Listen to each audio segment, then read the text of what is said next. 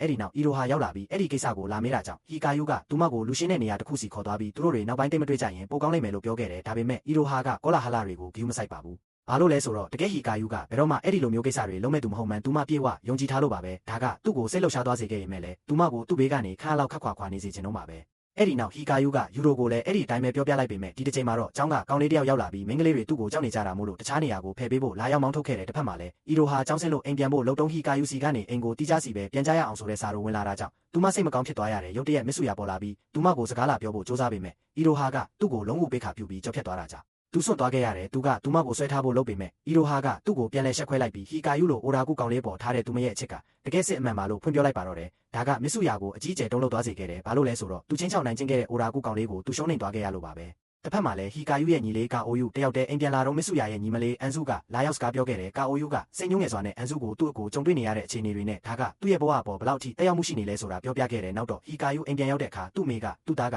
တကယ်လူရှုပ်ကြီးဖြစ်နေပြီဆိုတဲ့အတီးကြောင့်နှလုံးခွဲမတက်ဝမ်းနေနေတာကိုတွေ့လိုက်ရတယ်သူကဒါဟာနားလည်မှုလွဲတာပါလို့ရှင်းပြပေမဲ့သူမကနားမထောင်ခဲ့ပါဘူးဟီကာယူသူ့ခန်းထဲမှာတက်ရောက်တဲ့ပြန်ထိုင်နေရင်ဘာဆက်လုပ်ရမလဲတွေးတော့နေခဲ့မိတယ်ကျောင်းတစ်ခုလုံးရဲ့အမုန်းခံရတာကသူ့အတွက်ပထမဆုံးအချိန်မဟုတ်ပေမဲ့လည်းဒီကိစ္စကသူတို့ရဲ့ဆက်ဆံရေးပေါ်ဘာတွေတက်ရောက်သွားမလဲဆိုတာကိုတော့သူမတွေးရမနေနိုင်ခဲ့ပါဘူးဒါကြောင့်သူကအီရိုဟာစီဖုံးဆက်လိုက်တဲ့အခါသူမအံ့တသွားခဲ့ရတယ်ဟီကာယူကယောက်ျားပီပီတတနဲ့လောကိုဝတ်ပြူပြီးသူမအနေနဲ့သူ့ထက်ပိုကောင်းတဲ့ကောင်လေးတစ်ယောက်ကိုပဲရှာဖွေသင့်ပါတယ်လို့ပြောခဲ့ရင်မဲ့အီရိုဟာကသူအခုလိုယုံကြည်မှုကင်းမဲ့နေတာကိုမကြိုက်ပါဘူးသူမကသူ့ကိုစကားဖြတ်ပစ်လိုက်ပြီးသူမသူ့ရဲ့ပုံစံအမှန်ကိုဘလောက်တောင်ချစ်မြတ်နိုးကြောင်ပြောပြခဲ့တယ်လို့ဒီသတင်းမားတွေကိုကြမ်းကြမ်းခံပြီးကြောက်ဖြတ်သွားဖို့အားပေးစကားပြောခဲ့တယ်နောက်တနေ့မှာအနိုင်ကျင့်တက်တဲ့ကောင်လေးတစ်ယောက်ဟီကာယူစီလာပြီးလာရောက်လောင်ပြောင်းခဲ့ပေမဲ့ဒီတစ်ချိန်မှာတော့ဟီကာယူကပြန်လဲမောလိုက်တာကြောင့်လူတိုင်းရွှေရှာသွားကြပြန်တယ်သူကမင်းညကအီရိုဟာပြောခဲ့တဲ့အားပေးစကားတွေကိုပြန်နှွေးမိပြီးရဲချင်းစိတ်ပေါက်နေခဲ့တာပါတစ်ဖက်မှာလည်းအီရိုဟာလမ်းလျှောက်ပြန်လာတော့အန်စုရုတ်တရက်ရောက်လာပြီးသူမရဲ့ရှေ့မှာတင်လဲကျသွားခဲ့ရတယ်အီရိုဟာကသူမကိုထူပေးလိုက်တဲ့အချိန်မှာပဲအန်စုကမစ်ဆူယာအကြောင်းကိုချက်ချင်းလက်မေးပါတော့တယ်အီရိုဟာကကူညီဖို့လုပ်တော့မစ်ဆူယာရောက်လာပြီးသူ့ရဲ့ညီမလေးကိုဝင်ရောက်တားဆီးခဲ့တယ်အန်စုကကာအိုယူတယောက်စိတ်ညှိုးငယ်နေရတာကသူမနဲ့မစ်ဆူယာတို့ပူးပေါင်းပြီးဟီကာယူအပေါ်သတင်းမားတွေထင်ခဲ့လို့ဖြစ်ကြောင်းဖွင့်ချလိုက်ပြီး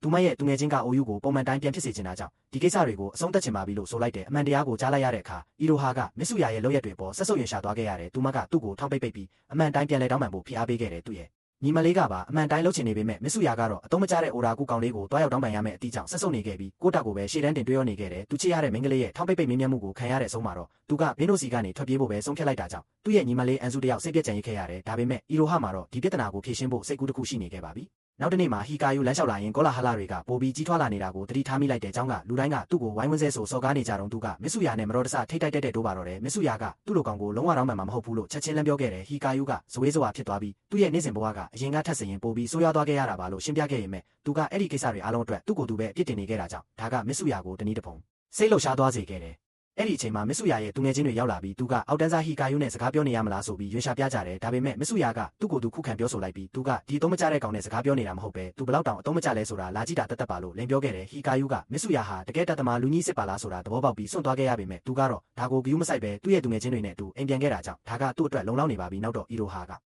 ဟီကာယူရဲ့အိမ်ကိုလာပြီးမစ်ဆူယာရဲ့သတင်းမအကြောင်းဆွေးနွေးခဲ့တယ်သူမကတခုခုလုပ်ပေးခြင်းပေမဲ့ဟီကာယူကတော့မလိုဘူးလို့ခံစားရတယ်ဘာလို့လဲဆိုတော့သူ့အတွက်အရေးကြီးဆုံးအရာကသူချစ်ရတဲ့မိန်းကလေးကအမှန်တရားကိုသိပြီးနားလည်ပေးထားဖို့ပဲလိုအပ်လို့ပါရုတ်တရက်အီရိုဟာကဟီကာယူကိုနောက်ကနေတန်းဖက်လိုက်ပြီးနင့်ကိုချစ်တယ်ဆိုတဲ့မော်ဆန်တဲ့စကားလုံးတွေကိုပြောလိုက်ပါတော့တယ်ဟီကာယူကပြန်မပြောခဲ့ရင်မဲ့ဒါကသူမကိုစိတ်ပြတ်မသွားစေခဲ့ပါဘူးအဲ့ဒီနောက်သူကသူမကိုနမ်းဖို့စူးစမ်းတဲ့အချိန်မှာတင်ကာအိုယူကအခန်းထဲဂျင်းခန်းထဲဝင်လာပြီးကြားဖြတ်နောက်ရှက်ပစ်လိုက်ပါတော့တယ်ကာအိုယူကသူ့ရဲ့ဘဝကဘလောက်တောင်ခက်ခဲနေရတဲ့အကြောင်းနဲ့ဟီကာယူကတကြောင်လုံးရဲ့အော်နှလုံးနာခြင်းခံနေရတဲ့အချိန်မှာတော့အခုလိုအေးလူလူပေါ်ပေါ်ဆဆနေနိုင်ရမလားဆိုပြီးစိတ်တူတကြီးလာရောက်ပြောဆိုခဲ့တယ်ကာအိုယူကဟီကာယူကိုအခုလိုသူ့ကိုကြီးလိုလူစားမျိုးဘယ်တော့မှမဖြစ်လာပါစေနဲ့လို့ဆုတောင်းနေမိတာကြောင့်ဒီကိစ္စကိုတခုခုအမြန်ဖြေရှင်းပေးဖို့တောင်းဆိုခဲ့တယ်အီရိုဟာမထွက်ခွာခင်မှာဟီကာယူရဲ့အမေကိုအရာအလုံးအဆင်ပြေသွားမှာပါလို့အာမခံခဲ့တယ်ပြီးနောက်သူမကကာအိုယူနဲ့ဒီပြဿနာအကြောင်းတီးတက်ဆွေးနွေးခဲ့တယ်သူမကအန်စုအကြောင်းလက်မေးဖို့လုပ်ပေမဲ့သူကသူ့မိကြားသွားမှာစိုးရိမ်တာကြောင့်သူမကိုအပြင်ဘက်စီချက်ချင်းခေါ်ထုတ်သွားခဲ့တယ်ကာအိုယူကအီရိုဟာကအန်စုကိုတီးနေတဲ့ပေါ်အန်တာသွားပြီးသူမကတကယ်တော့လူကောင်းတစ်ယောက်ပါလားဆိုတာဖွင့်ပြောပြခဲ့တယ်နောက်တနေ့မှာဟီကာယူဟာအကြောင်းတစ်ခုလုံးရဲ့အနိုင်ကျင့်ခြင်းကိုခံနေရဆဲဖြစ်ပေမဲ့ဘာမှမဖြစ်တယ်လို့တည်ငြိမ်နေခဲ့တယ်အဲ့ဒီနောက်သူမစ်ဆူယာနဲ့ထပ်မံဆုံတွေ့ခဲ့ပြီးသူကဟီကာယူကိုဒီပြဿနာအတွက်တခုခုတုံ့ပြန်မှုလုပ်ဖို့တောင်းဆိုလာခဲ့တယ်ဟီကာယူကရှင်းပြဖို့စူးစမ်းတဲ့အချိန်မှာတင်မစ်ဆူယာရဲ့သူငယ်ချင်းတွေရောက်လာပြီးအသုံးမကျတဲ့ဟီကာယူနဲ့ထပ်ပြီးစကားပြောနေရမလားဆိုပြီး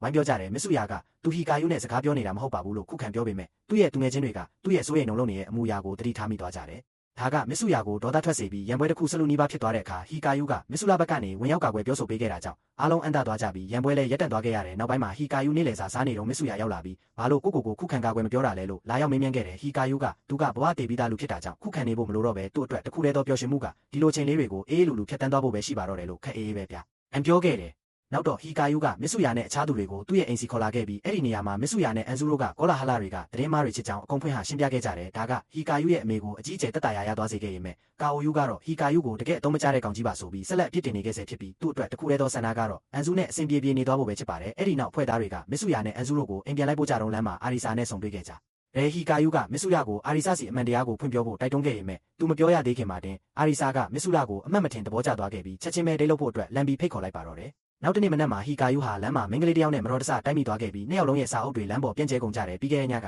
သူအီဇူမီချီကိုအရန်ထိုင်ကြည့်မိလို့အိမ်ငိုက်နေခဲ့တာပါဒါပေမဲ့သူကရောကြပြီးတတ်တဲ့သူမကိုစာအုပ်တွေဝိုင်းကူကောက်ပေးခဲ့တယ်အဲ့ဒီမင်္ဂလေးမတက်ရလိုက်တဲ့အခါမှာတော့ဟီကာယုကအီဇူမီချီစာအုပ်တော့ချန်ထားရေးခဲမှန်တတိထားမိသွားပြီးချက်ချင်းပြန်ပေးဖို့လုပ်ပေမဲ့သူကတော့အဝေးကြီးစီရောက်သွားခဲ့ပါပြီးနောက်မှဟီကာယုကသူခုနကတင်ဝယ်လာတဲ့အီဇူမီချီစာအုပ်လေးပျောက်ဆုံးသွားမှန်းသိလိုက်ရလို့မဖတ်ရသေးတာမို့လို့နှမျောပြီးချက်ချင်းကိုကြွေးပါတော့တယ်အဲ့ဒီအချိန်မှာတင်စောစောကသူနဲ့တိုက်မိတဲ့မင်္ဂလေးကစာအုပ်ကိုကင်ပြီးသူ့ရှေ့ကိုပြန်လည်ရောက်ရှိလာခဲ့တယ်သူမကိုအရန်ကျေးဇူးတင်သွားခဲ့ရတယ်ဒါပေမဲ့အဲ့ဒီမင်္ဂလေးကချက်ချင်းလက်မထွက်သွားပဲတကယ်တမ်းကျတော့သူမကိုယ်တိုင်လည်းအီဇူမီချီကိုအများကြီးကြည့်ရှုသူဖြစ်နေခဲ့တာပါဒါကြောင့်သူမကဟီကာယုလိုမျိုးတကယ်အိုရာကိုစစ်တယောက်ဖြစ်နေခဲ့ရတယ်သူမရဲ့ရောက်ရလေးပါရှင်ကိုရှာတွေ့သွားတယ်လို့မျိုးစိတ်လှုပ်ရှားသွားပြီးသူ့အကြောင်းပိုသိကျင်လို့စကားစမြည်ဆက်ပြောဖို့ပြင်ဆင်လိုက်တော့အီရိုဟာကရုတ်တရက်ကြီးရှေ့ကနေရောက်လာပါတော့တယ်အဲ့ဒီမင်္ဂလေးကဟီကာယုလိုကောင်မျိုးကအခုလိုလာပါပြီးပုံမှန်မင်္ဂလေးတယောက်နဲ့တွဲနေပါလားဆိုတာသိပြီးအန်တာသွားခဲ့ရတယ်လို့သူမကိုယ်တိုင်ကလည်းလူကြောက်တတ်တဲ့ introvert တယောက်ဖြစ်တာကြောင့်လန့်ပြီးဘင်းတို့ကိုတယောက်တည်းထားခဲ့ကချက်ချင်းထွက်ပြေးသွားပါတော့တယ်အဲ့ဒီနောက်အီရိုဟာကအဲ့ဒီညကျရင်သူမတို့ရက်ွက်ထဲမှာကျင်းပမဲ့ပွဲတော်တစ်ခုစီဟီကာယုနဲ့အတူသွားကျင်တယ်လို့ဖွင့်ပြောလာခဲ့တယ်ဒါကြောင့်စုံတွဲနှစ်ယောက်ဟာပွဲတော်စီရောက်လာခဲ့ကြပြီးအဓိကအားဖြင့်ဟီကာယုကအီဇူမီချီမီနီဂိမ်းတွေကိုပျော်ပျော်ရွှင်ရွှင်ကစားခဲ့ကြတယ်ဟီကာယုကသူမကိုသူအရင်ကပွဲတော်တွေကိုလာရင်ကိုတင်ငယ်စိတ်ဝင်တက်လို့မုန်းခဲ့ဘူးပေမဲ့အခုသူမနဲ့အတူလာရတဲ့အခါမှာတော့လုံးဝကုန်ကွဲပြားကြနာပြီးပျော်စရာကောင်းနေပါတယ်လို့ဖွင့်ပြောပြခဲ့လို့အီရိုဟာပြုံးသွားခဲ့ရတယ်ရုတ်တရက်မီရှူမီပန်းတွေစတင်ဖောက်လာခဲ့ကြပြီးသူတို့တွေအနီးနားမှာမစ်ဆူယာရှိနေတာကိုတွေ့လိုက်ရတာကြောင့်ဟီကာယုကအီရိုဟာကိုမစ်ဆူယာပေါ်ဘလို့ခံစားချက်မျိုးရှိလဲလို့မစင်မချင်းလက်မေးမိလိုက်တယ်အီရိုဟာကဟီကာယုအပေါ်စိတ်တူသွားခဲ့ရတယ်ဘာလို့လဲဆိုတော့သူမကိုလူတိုင်းထင်နေကြတယ်လို့မျိုးလွယ်လွယ်ရတဲ့မိန်းကလေးလိုပဲအခုထိတန်တရားဝင်နေတော့မှလားဆိုပြီးခံစားလိုက်ရလို့ပါဟီကာယုကပြန်လဲတောင်းပန်ဖို့စူးစမ်းပေမဲ့သူမကတော့သူစကားမျိုးတွေရှောက်ပြောခဲ့တဲ့အတွက်စိတ်ဆိုးပြီးသူကိုအဲ့ဒီနေရာမှာတင်တယောက်တည်းထားပစ်ခဲ့ပါတော့တယ်နောက်တနေ့မှာအီရိုဟာကဟီကာယုစီဘာသာတော်မှပြန်မပို့ခဲ့တာကြောင့်သူမနဲ့နောက်ဆုံးစကားပြောခဲ့သူဖြစ်နေတာမို့လို့ချက်ချင်းပြရခက်ပြီးထိတ်လန့်သွားခဲ့ရတယ်ဟီကာယုเจ้าတစ်ခုလုံးမှာသူမကိုလိုက်လံရှာဖွေပေမဲ့မတွေ့ခဲ့ပါဘူးအဲ့ဒီစားစောစောကမင်္ဂလေးဖြစ်တဲ့ဆူမီနဲ့ထပ်မံဆုံတွေ့ခဲ့ရတယ်သူတို့နှစ်ယောက်အချင်းချင်းမိတ်ဆက်ခဲ့ကြပြီးသူမကိုသူကြိုက်တဲ့အန်နီမေကြောင့်ချက်ချင်းထုတ်ပြောလိုက်တာကြောင့်သူမအရန်ကိုစိတ်လှုပ်ရှားတော့အားခဲ့ရတယ်ဆူမီကသူ့နဲ့စကားရှည်ကြီးပြောချင်နေခဲ့ရင်မဲ့ဟီကာယုကသူ့ရဲ့ရေးစားကိုလိုက်ရှာဖို့ရှိနေတာကြောင့်သူမကိုညှင်းပယ်ခဲ့ရတယ်ဒါကဆူမီကိုသူမလိုလူမျိုးနောက်တစ်ယောက်ရှိနေပါလားဆိုတာသိရလို့ပျော်ရွှင်သွားစေခဲ့တယ်အဲ့ဒီနောက်အာရီဆာရောက်လာပြီးဟီကာယုကိုအတန်းထဲမှာမရှိပဲဘာလို့နေတာလဲလို့လာရောက်မေးမြန်းခဲ့တယ်သူဘာလို့နေလဲဆိုတာရှင်းပြပေမဲ့အာရီဆာကတော့ဂယူးမဆိုင်ပဲအဲ့ဒီစားသူမကိုမစ်ဆူယာနဲ့တရားအောင်ကူညီပေးဖို့ကိုသာပြန်လဲတောင်းဆိုလိုက်ပါတော့တယ်ဟီကာယုအတန်းထဲရောက်တဲ့အခါတစုံတစ်ယောက်ကသူ့အတွက်ပန်းကလေးတစ်ပွင့်ချန်ထားခဲ့တာကိုတွေ့လိုက်ရလို့ဒါကဆူမီရဲ့လက်ချက်မှန်သိလိုက်ရတယ်ဟီကာယုလမ်းလျှောက်ထွက်လာရင်ကျောင်းကကောင်းလေးချို့ကဆူမီအကြောင်းမကောင်းပြောနေတာကိုထပ်မံကြားလိုက်ရပြန်တယ်အဲ့ဒီအချိန်မှာတင်ဆူမီရုတ်တရက်ရောက်လာပြီးဟီကာယုပါသူမကိုဝိုင်းလောင်ပြောင်းတော့မယ်ထင်နေခဲ့ရင်မဲ့သူကတော့ပြောင်းအပြန်အနေနဲ့သူမကိုအန်နီမေကြောင့်ပဲဝင်ရောက်ပြောဆိုခဲ့လို့သူမဝမ်းနေပြီးစတင်ကိုကြွေးပါတော့တယ်ဟီကာယုဆိုဝေးစွာဖြစ်သွားတာကြောင့်သူမရဲ့ပန်းတွေကိုပြန်ပေးလိုက်ပြီးသူမစိတ်သက်သာရစေဖို့အတွက်သူကိုယ်တိုင်လည်းဘလောက်တောင်အိုရာကိုမာစရာကြီးဖြစ်ကြောင်းဖွင့်ဟပြောပြခဲ့တယ်အဲ့ဒီနောက်ဟီကာယုကဆူမီကိုထားခဲ့ပြီးနောက်ဆုံးမှာတော့အီရိုဟာကိုသူမရဲ့တန်းထဲမှာတွားရောက်တွေ့ရှိခဲ့ပါတယ်သူကပွဲတော်တုန်းကပြောခဲ့မိတဲ့စကားတွေအတွက်တောင်းပန်ဖို့စူးစမ်းပေမဲ့ဒီတစ်ချိန်မှာတော့အီရိုဟာတော်တော်လေးကိုစိတ်ဆိုးနေခဲ့ရတယ်သူမကဘလောက်ထိစိတ်ဆိုးနေလဲဆိုရင်ဟီကာယုတကိုယ်လုံးချက်တီးတွေတောင်ထသွားရလောက်တဲ့အထိပါပဲဟီကာယုကသူမကိုလန့်ဖက်ဖို့လုပ်ပေမဲ့သူမကပြက်ပြက်သားသားညှင်းဆန်လိုက်ပြီးသူ့ကိုတကယ်အသုံးမကျတဲ့ကောင်လို့အပြေးဝတန်တရားဝင်သွားခဲ့ရတယ်သူကဒီနေရာမှာတင်မရက်တန့်ပဲသူ့ရဲ့စိုးရိမ်စိတ်တွေအကြောင်းရှင်းပြဖို့စူးစမ်းပေမဲ့လည်းသူမကသူ့ရဲ့စကားတွေကိုလုံးဝပဲချလိုက်ပြီးစိတ်ဆိုးတော့တတ်ထွက်မှုတွေကပုံမပြင်းထန်လာခဲ့တယ်ဟီကာယုကသူ့ရဲ့ရေးစားကသူ့ပေါ်တကယ်ကြီးစိတ်ဆိုးသွားတာကိုမြင်လိုက်ရလို့စွန့်သွားခဲ့ရပြီးအဆုံးမှာတော့သူမကိုတယောက်တည်းထားခဲ့ဖို့ပဲဆုံးဖြတ်လိုက်ရပါတော့တယ်နောက်တနေ့မှာဟီကာယုကဥယျာဉ်လေးကိုပြုစုပြောထောင်နေတဲ့ဆူမီနဲ့ထပ်မံဆုံတွေ့ခဲ့ရပြန်တယ်သူမကအပင်တွေကိုတကယ်မျက်နှိုးပြီးကျင်နာတက်ကရိုးသားအေးဆေးရဲ့သူတယောက်ဖြစ်ကိုပြသခဲ့လို့သူမကိုလေးစားအထင်ကြီးသွားခဲ့ရတယ်သူစကားတွေအယမ်းများနေပြီဆိုတာသတိဝင်သွားတာကြောင့်ဟီကာယုကနှုတ်ဆက်ထွက်ခွာဖို့လုပ်ပေမဲ့သူမထွက်ခွာခင်မှာဆူမီကသူငယ်ချင်းတစ်တယောက်ရလိုက်လို့ဝမ်းသာတဲ့အနေနဲ့ကျေးဇူးတင်စကားပြောပြီးအာလူးလက်စားလေးတွေကိုမုန်းဖြစ်လမ်းပေးခဲ့ပါတယ်အခုလိုဆုံတွေ့ခဲ့ရပေမဲ့လည်းဟီကာယုကအီရိုဟာနဲ့ဖြစ်ပျက်နေတဲ့အခြေအနေကိုပဲတောက်လျှောက်အလွန်မင်းတွေးတော့ပူပန်နေခဲ့မိပြီးသူတို့ရဲ့ရန်ပွဲကိုဘယ်လိုဖြေရှင်းရမလဲဆိုတာစက်တိုက်မေးခွန်းထုတ်နေခဲ့မိတယ်အဲ့ဒီအချိန်မှာတင်အီဇူမီချီပေါ်လာပြီးသူ့ကိုယ်သူပိုကောင်းအောင်လုပ်ဖို့နဲ့ဒီပြဿနာကိုထိတ်တိုက်ရင်ဆိုင်ဖို့တိုက်တွန်းခဲ့လို့သူတစ်စိတ်တစ်ပိုင်းစိတ်အားထက်သန်သွားခဲ့ရတယ်ဒါကိုအကောင့်ထဲပေါ်ဖို့အတွက်ဟီကာယုကယူရိုရဲ့အကူအညီကိုချက်ချင်းတွားရောက်တောင်းခံခဲ့ရမယ်ပထမဆုံးအချိန်ဖြစ်ယူရိုဘက်ကအချိန်မအားဘူးဖြစ်နေခဲ့ရတယ်ဒါကဟီကာယုရဲ့စိုးရိမ်ပူပန်စိတ်တွေကိုပုံမနှဆိုင်သွားစေခဲ့တယ်ဟီကာယုကယူရိုရဲ့အခြေအနေကိုလေးစားတဲ့အနေနဲ့သူ့ကိုတယောက်တည်းထားခဲ့ဖို့ရွေးချယ်လိုက်ပေမဲ့လည်းနောက်ပိုင်းနေ့လည်စာစားချိန်မှာယူရိုတစ်ခုလုံးနေတာကိုလမ်းပြီးတတိထားမိလိုက်တဲ့အန်သားစရာကောင်းတာကယူရိုဟာတယောက်တည်းရှိနေပြီးကြောင်လေးတစ်ကောင်ကိုစကားလမ်းပြောနေတာကြောင့်အားလုံးရဲ့ပြစ်ပယ်ခြင်းကိုခံထားရတယ်လို့ဖြစ်နေခဲ့ရတယ်ကိုယ့်ရဲ့အပြုအမူတွေကိုပြန်လည်တတိယသွားတဲ့ဟီကာယုကယူရိုစီချက်ချင်းကတ်သွားခဲ့ပြီးကို တကူပဲရှေ့တန်းတင်မိခဲ့တဲ့အတွက်တွားရောက်တောင်းပန်ဖို့စူးစမ်းခဲ့ပါတယ်ဒါပေမဲ့ယူရိုကဒီလိုတောင်းပန်တဲ့ပုံစံကိုသဘောမကျတာကြောင့်စိတ်ဆိုးသွားခဲ့ပြီးဟီကာယူကိုထပ်မံတယောက်တည်းထားပစ်ခဲ့ပြန်ပါတော့တယ်အဲ့ဒီညမှာဟီကာယူကသူ့ရဲ့အချစ်ဆုံးသူငယ်ချင်းရောသူ့ရဲ့ရေးစားပါသူ့အပေါ်ခက်ခွာခွာနေသွားကြတာကိုပြန်တွေးပြီးတွေးတော့လို့မဆုံးနိုင်အောင်ဖြစ်နေခဲ့မိတယ်သူတစ်ကမ္ဘာလုံးမှာလုံးဝအထီးကျန်သွားတယ်လို့ခံစားလာရတယ်အဲ့ဒီအချိန်မှာပဲစူမီပေးခဲ့တဲ့အာလူးတွေကိုတတိယသွားတာကြောင့်မိဖို့ချောင်စီထွက်လာခဲ့ပါတော့တယ်သူအာလူးကွန်တွေကိုခွာနေမိရင်းနဲ့ဟီကာယူဟာယူရိုနဲ့ပထမဆုံးစတင်ဆုံတွေ့ခဲ့မှုတဲ့အတိတ်ကာလကိုပြန်လည်တွေးတော့အောက်မေ့နေခဲ့မိတယ်အဲ့ဒီတုန်းကသူတို့ရဲ့ဆုံတွေ့မှုကပျော်စရာမကောင်းခဲ့ပါဘူးအတိတ်တုန်းကယူရိုကသူ့ကိုသူငယ်ချင်းဖြစ်စတင်ချင်းကပ်ခဲ့ရင်မဲ့ဟီကာယူကသူ့ကိုလစ်လျူရှုခဲ့တာကြောင့်ဟီကာယူဟာအနိုင်ကျင့်တတ်တဲ့ကောင်လေးတစ်ယောက်ရဲ့ပြစ်မှတ်ထားခြင်းကိုခံခဲ့ရတယ်ယူရိုကစိုးရိမ်စိတ်နဲ့သူ့ကိုစောင့်ကြည့်ပေးခဲ့ပြီးအနိုင်ကျင့်တဲ့ကောင်ကဟီကာယူရဲ့နားချက်ကိုလွှင့်ပစ်လိုက်တဲ့အခါဟီကာယူကလိုက်အနေတော့ယူရိုကအဲ့ဒီနားချက်ကိုအရင်ဆုံးတွားရောက်ကောက်ယူပေးထားခဲ့တာကိုတွေ့လိုက်ရတယ်ကျေးဇူးတင်စကားပြောရမယ့်အစားဟီကာယူကသူငယ်ချင်းမဖြစ်ချင်တာကြောင့်ယူရိုကိုပို့ပြီးတော့တောင်ခက်ခွာနေခဲ့တယ်လို့လောင်ပြောင်ပြောဆိုခဲ့သေးတယ်နောက်ပိုင်းအတန်းထဲမှာကြောင်းလှုပ်ရှားမှုအတွက်နဖူးစီးစာတန်းလုပ်ဖို့စေတနာဝန်ထမ်းလိုအပ်နေပေမဲ့ဘသူမှရှေ့မထွက်ကြတဲ့အချိန်မှာယူရိုကသူ့ဘာသာရှေ့ထွက်ခဲ့ပါတယ်ဒါပေမဲ့သူကဒီအလုပ်ကိုတယောက်တည်းမပြီးမြောက်နိုင်တာကြောင့်အခြားကျောင်းသားတယောက်ကဟီကာယူကိုကူညီပေးဖို့တာဝန်ပေးလိုက်ပါတော့တယ်ယူရိုကဟီကာယူရောက်လာမှာမဟုတ်ဘူးလို့တွေးထားပေမဲ့အန်သားစရာကောင်းတာကဟီကာယူရောက်လာခဲ့ပါတယ်ဟီကာယူကကူညီဖို့သဘောတူခဲ့တာကကျင်နာလို့မဟုတ်ပဲယူရိုအရင်ကသူ့ကိုကူညီပေးခဲ့ဘူးတာကြောင့်အကျွေးပြန်ဆက်တဲ့အနေနဲ့တန်းတူလဲလှယ်မှုတက်တာဖြစ်တယ်လို့ဆိုပါတယ်နာဖူးစီးစာတန်းကိုအတူတူလုပ်နေကြတော့ယူရိုရဲ့သူငယ်ချင်းတွေကသူ့အကြောင်းမကောင်းပြောနေတာကိုကြားလိုက်ရတာကြောင့်ယူရိုအကြီးကျယ်အရှက်ရသွားခဲ့ရတယ်ဟီကာယူကတော့အမြန်ဆုံးပြီးအောင်လုပ်ပြီးအိမ်ပြန်ဖို့ပဲစိတ်ဆိုးနေတာကြောင့်ဘာမှဂရုမစိုက်ပဲနေခဲ့တယ်နောက်ပိုင်းသူတို့ထီးတစ်ချောင်းနဲ့ဆောင်းပြီးအိမ်တူပြန်ကြတဲ့လမ်းမှာဟီကာယူကမျော်လင့်မထားတဲ့အကြံဉာဏ်တစ်ခုကိုယူရိုအားပေးခဲ့ပါတယ်သူကယူရိုကိုသူ့အပေါ်ကွဲရမှာမကောင်းပြောတတ်တဲ့အဲ့ဒီလိုသူငယ်ချင်းမျိုးတွေမလိုပါဘူးလို့ပြောပြခဲ့တယ်ယူရိုကရဲမောလိုက်ပေမဲ့ဟီကာယူကတော့အတီးပေါက်ပြောနေခဲ့တာပါအဆုံးမှာတော့ဟီကာယူကအင်ကိုတယောက်တည်းဆက်ပြန်ဖို့ရွေးချယ်ခဲ့တယ်ယူရိုကသူမိုးမမိစေရအောင်မျက်နှာတုပ်ဖို့ဟာတစ်ထည်လမ်းပေးဖို့စူးစမ်းပေမဲ့ဟီကာယူကထပ်မံငင်းပယ်ခဲ့ပြီးယူရိုရဲ့ကျင်နာမှုတွေကိုသူ့အတွက်တစ်ခုခုအကျိုးမြတ်ပြန်ရမယ့်နေရာမျိုးမှာပဲအသုံးချသင့်တယ်လို့ပြောခဲ့တယ်ဒီစကားကယူရိုရဲ့နှလုံးသားထဲကိုပြင်းထန်တဲ့အထင်ကြီးမှုတစ်ခုခြံထားရေးစေခဲ့ပါတယ်နောက်တစ်နေ့ကြောင်းရောက်တော့ယူရိုကထုံးစံအတိုင်းပျော်ပျော်ရွှင်ရွှင်ဖြစ်တန်းနေတော့သူ့ရဲ့သူငယ်ချင်းတွေကအိမ်စာလာတောင်းကြတယ်အဲ့ဒီအချိန်မှာဟီကာယူအနိုင်ကျင့်ခံနေရတဲ့အတန်ကိုကြားလိုက်ရတာကြောင့်ယူရိုကဟီကာယူအရင်ကပြောခဲ့တဲ့စကားတွေကိုပြန်တွေးမိပြီးစိတ်လှုပ်ရှားသွားခဲ့ရတယ်သူကစိတ်လိုက်မှန်ပါနဲ့အနိုင်ကျင့်တဲ့ကောင်ကိုတွားရောက်ရင်ဆိုင်ခဲ့ရင်မဲ့အကျိုးဆက်အနေနဲ့အကြီးကျယ်အရိုက်ခံလိုက်ရရှာတယ်နောက်ပိုင်းမှာသူငယ်ချင်းတွေလည်းဆုံးရှုံးလူကလည်းဒဏ်ရာတွေနဲ့စိတ်တက်ကြနေတော့ယူရိုကဟီကာယူကိုသူကိုယ်တိုင်လည်းတကယ်အိုရာကူတယောက်ပါလားဆိုတာဖွင့်ပြောပြလိုက်တာကြောင့်ဟီကာယူအန်တသွားခဲ့ရတယ်အဲ့ဒီစက္ကန့်ကစားပြီးယူရိုဟာဟီကာယူရဲ့အချစ်ဆုံးသူငယ်ချင်းဖြစ်လာခဲ့တာဖြစ်ပြီးဟီကာယူကိုလည်းသူ့ပေါ်ထားတဲ့အရင်ကအပြုအမူတွေကိုပြန်လည်သုံးသပ်ပြင်ဆင်စေခဲ့တာဖြစ်ပါတယ်လက်ရှိပြစ္ဆုတ်ပံကိုပြန်ရောက်လာတဲ့အခါဟီကာယူကတတိတွေကိုစူးစီးပြီးယူရိုစီကိုထပ်မံချင်းကပ်သွားခဲ့ပါတယ်ဒီတစ်ချိန်မှာတော့သူ့ရဲ့တောင်းပန်မှုရိုသားပြီးတေချာစနစ်တကျဖော်ပြနိုင်ခဲ့လို့သူတို့ရဲ့သူငယ်ချင်းတန်ရောစင်ကိုပြန်လည်တိဆောက်တဲ့အနေနဲ့ဟီကာယူကသူကိုယ်တိုင်လှုပ်လာတဲ့အာလူးမုံလုံးတွေကိုအတူတူစားဖို့ယူရိုကိုဖိတ်ခေါ်ခဲ့ပြီးအဲ့ဒါကနေတဆင့်သူတို့ရဲ့သူငယ်ချင်းအောင်ကျိုးကပြန်လည်ခိုင်မြဲသွားခဲ့ရပါတော့တယ်သူငယ်ချင်းဖြစ်သူနဲ့ပြန်ဆင်ပြေသွားပြီးတဲ့နောက်ဟီကာယူကအီရိုဟာစီကိုအာယုံပြန်ဆိုင်ခဲ့ပါတယ်ဒါပေမဲ့သူမကစိတ်ဆိုးနေစေဖြစ်တာကိုသတိထားမိလိုက်ပြီးဘာကြောင့်လဲဆိုတာကိုတော့သူဘလို့မှအဖြေထုတ်လို့မရခဲ့ပါဘူးအခြေအနေကိုပိုပြီးမဆိုးရွားသွားစေချင်တာကြောင့်သူမကိုစိတ်အေးလက်အေးဖြစ်အောင်အချိန်ခဏပေးဖို့ဆုံးဖြတ်လိုက်တယ်အဲ့ဒီညမှာဟီကာယူကသူမရဲ့အိမ်ကိုသွားခဲ့ရင်မဲ့သူ့ရဲ့ရောက်ရှိမှုကနောက်ဆက်တလို့ဖြစ်နေမလားဆိုပြီးတွေးဝေတုံလုပ်နေခဲ့မိတယ်မျောလင့်မထားပဲအီရိုဟာကတကားကိုချက်ချင်းလမ်းဖွင့်လိုက်ပါတယ်ဘာလို့လဲဆိုတော့သူပြင်မှာနိုင်ပေါင်းများစွာမတ်တက်ရနေတာကိုသူမသတိထားမိနေလို့ပါဟီကာယူကသတိကြီးစွာနဲ့အနာတိုးသွားပြီးသူလှုပ်လာတဲ့အာလူးမုံလုံးတွေကိုလမ်းပေးလိုက်တယ်သူကအခြေအနေကိုချက်ချင်းထုတ်ပြောလိုက်ပြီးသူမစိတ်ဆိုးနေရတဲ့အကြောင်းပြချက်ကိုနားမလည်ခဲ့မိတဲ့အတွက်တောင်းပန်စကားဆိုလိုက်ပါတယ်သူရဲ့ရိုးသားမှုကအီရိုဟာကိုရှက်ပြုံးလေးပြုံးသွားစေခဲ့ပြီးသူပြန်ဖို့လုပ်တဲ့အချိန်မှာတင်သူမကသူ့ကိုအိမ်ထဲကိုအတင်းဆွဲခေါ်သွားပြီးအပေါ်ထက်ခန်းထဲမှာခဏဆောင်နေဖို့ခိုင်းလိုက်ပါတော့တယ်ဟီကာယူတယောက်မိန်းကလေးခန်းထဲပထမဆုံးအချိန်ရောက်ဖူးတာမို့လို့စွန့်ငေးကြောင်သွားခဲ့ရတယ်စောင့်နေတော့မှဟီကာယူကသူမရဲ့ကုတင်ပေါ်မှာလဲအိတ်လိုက်မိပြီးအီရိုဟာဖြော်ရည်တွေနဲ့အခန်းထဲပြန်ဝင်လာပြီးတိတ်ဆိတ်မှုကိုမဖြတ်ခင်ထိစိတ်ချနေတွေကမောက်ကမဖြစ်နေခဲ့ရတယ်ဟီကာယူကသူမရဲ့အဝတ်စားဝတ်ဆင်ပုံကိုချက်ချင်းဝင်ရောက်ပြောဆိုခဲ့ပါတယ်သူမကထုံးစံအတိုင်းဝတ်ထားတာဖြစ်ပေမဲ့သူကတော့သူမကိုအခုလိုမျိုးခနာကိုလှအပအသားရည်တွေအရန်ပေါ်လွင်စေမဲ့အဝတ်စားမျိုးတွေကိုမဝတ်ဆင်စေချင်ဘူးလို့သူ့ရဲ့ဆန္ဒကိုဖွင့်ဟလိုက်တာကြောင့်ဒါကသူမကိုပြုံးသွားစေခဲ့ရတယ်အီရိုဟာကသူမအနေနဲ့သူ့အပေါ်ဆက်ပြီးစိတ်ဆိုးမနေနိုင်တော့ပါဘူးလို့ဖွင့်ပြောပြလာခဲ့တယ်ဘာလို့လဲဆိုတော့ဟီကာယူကသူ့ရဲ့ကိုယ်ပိုင်နည်းလမ်းလေးအတိုင်းသူမကိုချစ်နေစေပါလားဆိုတာသဘောပေါက်သွားလို့ပါသူမကသူ့ရဲ့ကြား။အိုးစားမှုတွေကိုအတိမတ်ပြုတဲ့အနေနဲ့သူ့ကိုလမ်းပြီးနမ်းလိုက်ပါတော့တယ်ဟီကာယူခါရတာမင်းသက်သွားခဲ့ရပြီးမကြခင်မှာပဲသူမကိုပြန်လဲပွေ့ဖက်လိုက်ကသူမရဲ့နှွေးထွေးမှုတွေကိုအပြည့်အဝခံစားနေခဲ့မိတယ်ဒါပေမဲ့အခြေအနေကတဖြည်းဖြည်းပုံပုံပြင်းထန်လွန်ခဲ့လာတဲ့အခါဟီကာယူကတကယ်လို့စိတ်ကိုမထိန်နိုင်ပဲလွန်ကျွံသွားခဲ့ရင်နောက်ပိုင်းမှာဂျူနီယာလေးတယောက်အခန်းထဲပြေးလွှားဆော့ကစားနေမယ်အကျိုးဆက်ကိုဝင်ရမယ့်ကိစ္စကိုရုတ်တရက်တွေးမိသွားခဲ့ရတယ်စိတ်ကိုချုပ်တဲဖို့ရွေးချယ်လိုက်တဲ့သူကကိုပြန်ထိန်ပြီးအခန်းထဲကနေထွက်ခွာဖို့ဆုံးဖြတ်လိုက်ပါတယ်ဒါကအခြေအနေတွေပုံမလွန်ကျွံစေဖို့အတွက်မှန်ကန်တဲ့ဆုံးဖြတ်ချက်ပါပဲသူကကိုယ့်ရဲ့စိတ်လိုဆန္ဒတွေကိုပြန်လည်တွေးတော့မိရင်းနဲ့ချက်ချင်းပဲအိမ်ကိုပြန်ပြေးခဲ့ရပေမဲ့စိတ်ထဲမှာတော့တက်တာရသွားတယ်လို့ကိုယ့်ရဲ့စိတ်ကိုထိန်းချုပ်နိုင်စွမ်းပေါ်မှာလည်းအနှဲငယ်ဂုဏ်ယူမိနေခဲ့ပါတော့တယ်နောက်တစ်နေ့ကြောင်းရောက်တဲ့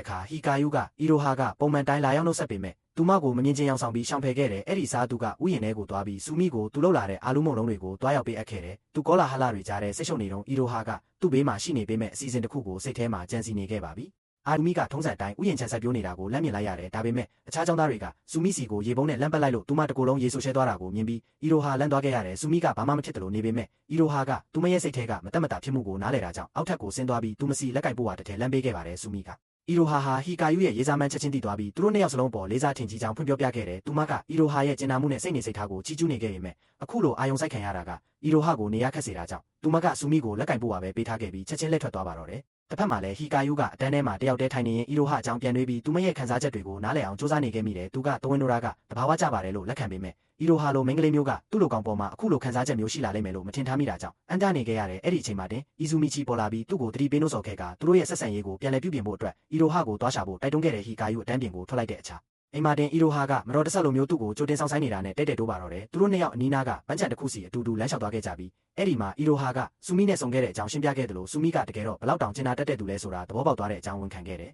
ဟီကာယူကအီရိုဟာစိတ်မဆိုးတော့တာကိုမြင်ရလို့တက်တာရသွားခဲ့ပေမဲ့ကိုဘက်ကအမားကိုပြန်လည်ပြုပြင်ချင်နေတော့မှာပဲဒါပေမဲ့သူဘာမှထပ်မလုပ်ရသေးခင်မှာတင်အီရိုဟာကဂျင်းခန်နဲ့ထပ်မံထွက်ပြေးသွားပြန်ပါတော့တယ်နောက်တနေ့မှာအာရီဆာကဟီကာယူကိုစူမီအတွက်အစားအသောက်တွေထပ်မံပြင်ဆင်ပေးနေတာကြောင့်သူမနဲ့ပိုပြီးရင်းနှီးလာနေတာလားဆိုပြီးလာရောက်ဆွဆွဲခဲ့တယ်ဟီကာယူကသူကစူမီကသူ့ကိုလက်ဆက်တဲ့ဟင်းသီးဟင်းရွက်တွေပေးခဲ့တဲ့ကျင်နာမှုအပေါ်အကျွေးပြန်ဆက်တဲ့အနေနဲ့မုန်းပြန်လုပ်ပေးတာပါလို့ရှင်းပြပေမဲ့အာရီဆာကတော့မယုံကြည်ခဲ့ပါဘူးအဲ့ဒီစက္ကန့်မှာပဲစူမီကဟီကာယူရဲ့ဟင်းချက်ပေးမှုအပေါ်ကျေးဇူးတင်တဲ့အနေနဲ့လက်ဆက်တဲ့ခရမ်းချင်သီးတွေကိုဂိုင်းပြီးရောက်ရှိလာခဲ့တဲ့အာရီဆာကဒါကိုမြင်ပြီးအန်တာသွားကစူမီကိုချက်ချင်းအကဲခတ်ပါတော့တယ်ဒါပေမဲ့စူမီကအာရီဆာရဲ့တရှိမှုနဲ့လာပမှုတွေကြောင့်ပြာရခတ်သွားခဲ့ပြီးသူမရဲ့ထုံပေပေအိုရာကူစရိုက်တွေကိုအမှတ်မထင်ထုတ်ပြမိလိုက်တာကြောင့်အာရီဆာချက်ချင်းတတိထားမိသွားခဲ့ရတယ်ဟီကာယူကသူတို့တွေအချင်းချင်းကျင်နာမှုတွေကိုအပြန်အလှန်အကျွေးလိုက်ဆက်နေရင်အဆုံးရှိမှာမဟုတ်တာကြောင့်ဒီတန်တရားကိုရက်တန့်ကြရအောင်လို့အကြံပြုခဲ့တယ်ဒါပေမဲ့အာရီဆာကခရမ်းချင်တီးချို့ကိုသူမဘာသာယူဆောင်လိုက်ပြီးဒီလဲလှယ်မှုကိုအဆုံးသတ်ပေးလိုက်ပါတယ်မကြခင်မှာပဲယူရိုရောက်လာခဲ့ပြီးစူမီကယူရိုရဲ့ကြောင်လေးလိုချစ်စရာကောင်းတဲ့အသွင်ပြင်ကိုချီးကျူးလိုက်တဲ့အခါသူအဆက်ဒီဇိုင်းထွက်သွားပြီးအနေရခက်စွာနဲ့လက်ထွက်သွားခဲ့ရတယ်နောက်တစ်နေ့မှာတော့အဖွဲ့သားတွေကစူမီကိုနေ့လယ်စာအတူတူစားဖို့ဖိတ်ခေါ်ခဲ့ကြတယ်သူမဟာတခါမှမခံစားဘူးသေးတဲ့မိသားစုလိုနှွေးထွေးတဲ့နှောင်ကြိုးမျိုးကိုစတင်ခံစားလိုက်ရပြီးသူမကိုယ်တိုင်စိုက်ပျိုးထားတဲ့ခရမ်းချင်တီးတွေကိုအားလုံးကပျော်ပျော်ရွှင်ရွှင်ဝေးများစားတောက်နေကြတာကိုမြင်ရလို့အတိုင်းမသိဝမ်းသာသွားခဲ့ရတယ်နေလဲစာစားနေကြတော့စူမီကယူရိုကထူးထူးဆန်းဆန်းတိတ်ဆိတ်နေတာကိုသတိထားမိသွားတာကြောင့်သူ့ကိုစကားလမ်းပြောဖို့စူးစမ်းခဲ့ပေမဲ့သူကလူစိမ့်တွေရှေ့ဆိုရှက်တက်မှန်သူမှမသိခဲ့ပါဘူးယူရိုကဘာမှပြန်မဖြေတာကြောင့်စူမီကသူမရှိနေတာကိုအားလုံးကမလိုလားဘူးလို့ထင်မှတ်ပြီးအခန်းထဲကနေထွက်သွားဖို့ပြင်ဆင်လိုက်တယ်ဒါပေမဲ့ဟီကာယူနဲ့အာရီဆာတို့ကသူမကိုဆက်နေဖို့အားပေးခဲ့ကြပြီးသူတို့ကိုကျင်နာမှုတွေအကျွေးပြန်ဆက်နေဖို့မလိုပါဘူးလို့အာမခံခဲ့ကြတယ်မင်းတို့ရဲ့ရိုးသားမှုကြောင့်စူမီစိတ်လှုပ်ရှားသွားပြီးဝမ်းသာလုံးလို့စတင်ကိုကြွေးပါတော့တယ်ဒါကိုမြင်တဲ့ယူရိုကမျက်နှာတုပ်ပူဝါလေးကိုအตาရလမ်းပေးခဲ့ပြီးဒီယိုရှင်းနဲ့အပြုမူလေးကရခင်ကယူရိုနဲ့အီရိုဟာတို့စီကရရှိခဲ့မှုရဲ့ကျင်နာမှုတွေနဲ့ဆင်တူနေတာကြောင့်သူမကိုပုံမစိတ်လှုပ်ရှားသွားစေခဲ့ရတယ်နောက်တနေ့မနက်မှာဟီကာယူကဥယျာဉ်ထဲမှာအလုပ်လုပ်နေတဲ့စူမီစီသွားလည်ခဲ့တယ်သူမမနေ့ကငိုခဲ့အရှက်ရစရာအခြေအနေကိုမပြောဘဲတတိကြီးစွာရှောင်ဖယ်ပေးခဲ့ပေမဲ့သူမရဲ့ဆံပင်ပေါ်မှာတစုံတစ်ခုကပ်နေတာကိုတတိထားမိလိုက်တယ်သူကဘာလဲဆိုတာစစ်ဆေးဖို့လက်လိုက်တဲ့အချိန်မှာပဲစူမီကရုတ်တရက်အနီးကပ်ကြီးဖြစ်သွားတဲ့အတွက်လမ်းသွားခဲ့ရတယ်ဟီကာယူကအဲ့ဒါခုကောင်ဖြစ်မှန်းသိလိုက်ရတဲ့အဆက်ကမှာပဲလမ်းဖြတ်သွားပြီးပြပြတလဲနောက်ဆုတ်ပြေးခဲ့လို့စူမီပြုံးလိုက်မိပြီးဒီလိုခဏတာထိတွေ့မှုလေးကတင်သူမရဲ့နှလုံးခုန်တန်တွေကိုမြန်ဆန်သွားစေခဲ့ရတယ်နောက်ပိုင်းမှာအီရိုဟာကဟီကာယူကိုတိတ်လို့ဖို့ခေါ်ဖို့စဉ်းစားနေခဲ့ပြီးသူ့ရဲ့သတင်းပတ်ကုံရဲ့အစီအစဉ်တွေကိုလက်မေးခဲ့တယ်သူမဖြေခင်မှာပဲဟီကာယူကသူယူရိုနဲ့အတူမျိုးရဲလျှောက်လည်ဖို့ရှိတယ်လို့မစင်မချင်းထုတ်ပြောလိုက်မိတာကြောင့်သူမရဲ့အစီအစဉ်ကိုအမှတ်မထင်ပိတ်ပစ်လိုက်တယ်လို့ဖြစ်သွားခဲ့ရတယ်ကိုမားကိုတီးသွားတဲ့သူကသူမကိုပါအတူတူလိုက်ခဲ့ဖို့ဖိတ်ခေါ်ပေမဲ့အီရိုဟာကညှင်းပယ်ခဲ့တယ်နောက်တနေ့အိမ်ကမထွက်ခင်ဟီကာယူရဲ့အမေကသူ့ကိုအဝတ်စားအသစ်တွေဝယ်ဖို့အတွက်ပိုက်ဆံလမ်းပေးခဲ့ပါတယ်သူ့သားကိုအရင်ကထပ်ဆင်ရင်ပို့ပြီးတက်ရက်နဲ့အလန်းစားဖြစ်စေခြင်းလို့ပါဟီကာယူကဘာဝေးရမလဲဝေခွဲမရပဲရုန်းကန်နေရတယ်လို့ယူရိုကလည်းမကူညီနိုင်ခဲ့ပါဘူးအဲ့ဒီအချိန်မှာပဲမစ်ဆူယာရုတ်တရက်ရောက်လာပြီးစိတ်မပါတပါနဲ့ပဲဟီကာယူရဲ့အတွင်ပြင်ကိုမြင့်တင်ပေးဖို့ကူညီပေးခဲ့တဲ့အဝတ်စားတွေဝယ်ပြီးတဲ့နောက်သူတို့၃ယောက်ဟာအနီးနားမှာအလုပ်လုပ်နေတဲ့မိန်းကလေးတစ်ယောက်နဲ့ဆုံတွေ့ခဲ့ကြရာကနေအဲ့ဒါဆူမီဖြစ်နေမှန်းတိလိုက်ရလို့စွန့်သွားခဲ့ရတယ်သူမကသူမရဲ့အခြေအနေကိုရှင်းပြနေတော့မှပဲလူမိုက်တစုရောက်လာပြီးသူမကိုဘင်းတို့နဲ့အတူလိုက်ခဲ့ဖို့ဖိအားပေးကြတယ်လို့အီဖေမျောစင်အကြောင်းတွေပြောပြီးလာရောက်ရန်ရှာကြတာကြောင့်အခြေအနေကပျက်စီးသွားခဲ့ရတယ်စူမီနေရခတ်ပြီးဘာမှပြန်မပြောနိုင်တဲ့အချိန်မှာတင်ဟီကာယူကကြားထဲကနေငေါက်ခနဲဝင်မာလာခဲ့ပြီးသူမကိုကာကွယ်ပေးခဲ့တာကြောင့်သူ့ရဲ့လုပ်ရက်ကသူမရဲ့နှလုံးသားကိုပြင်းထန်စွာလှုပ်ခတ်သွားစေခဲ့ပါတော့တယ်နောက်ပိုင်းမှာဟီကာယူနဲ့ယူရိုတို့အိမ်ပြန်လာကြတော့ယူရိုကအရေးကြီးတဲ့အကြောင်းအရာတစ်ခုကိုဆွေးနွေးဖို့စ조사ခဲ့ပါတယ်ဒါပေမဲ့ဟီကာယူကသူအီရိုဟာကိုပစ်ထားမိတာကိုရုတ်တရက်သတိရသွားတာကြောင့်ယူရိုကိုထားခဲ့ပြီးသူမစီကိုချက်ချင်းပြေးသွားခဲ့ပါတော့တယ်သူကပန်းချန်ထဲမှာအီရိုဟာကိုတွေ့လိုက်ရလို့နင့်ကိုလွမ်းနေတာနင်းနေရှိမဲ့အချိန်တွေကိုအကုန်မခံချင်ဘူးလို့ရင်ဖွင့်လိုက်တာကြောင့်သူတို့နှစ်ယောက်ဟာအဲ့ဒီနာနေကင်းလေးကိုတကယ်ဆောင်တွဲတွေလိုမျိုးအတူတူပျော်ပျော်ရွှင်ရွှင်ဖြတ်တန်းခဲ့ကြတယ်